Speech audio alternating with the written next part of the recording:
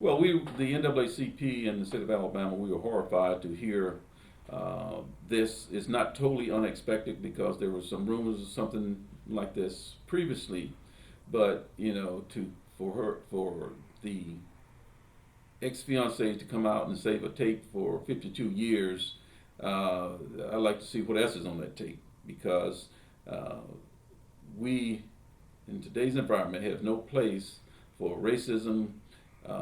These black people who dressed up like blacks in the 50s and 60s, they did it for a reason, and it was to make fun of African Americans.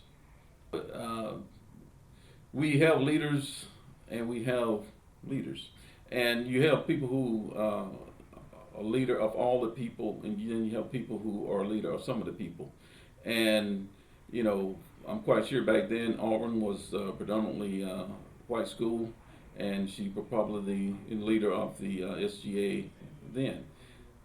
Now she's the leader for the state of Alabama, and to be the leader for the state of Alabama, she has to represent all the people.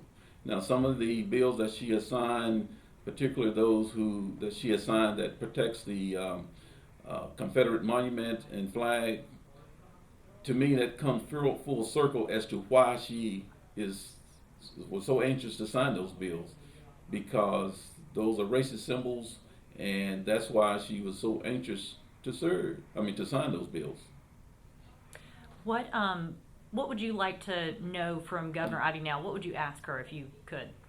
Well, first of all, I would ask her to resign her position so that Alabama could move forward. About 2 years ago, the NAACP sent her a letter requesting to meet with her to talk about racism in Alabama, and she refused to meet with us to discuss this subject. So to me, that further indicates that she does not see the racism that we see in the state of Alabama, and furthermore, she doesn't want to do anything to eradicate it. She is fine with the racism that she sees and that she may be a part of. Do you want to add anything else? Well, I just like to say that, in today's environment in America, with our president spewing racist and hatred and divisiveness among its people, we have got to move forward. And the best way to move forward, and for the state of Alabama to move forward, is to have a governor who is going to represent all the people, who is going to apologize for the racist past of the state of Alabama, but yet and still move this state forward in a positive direction.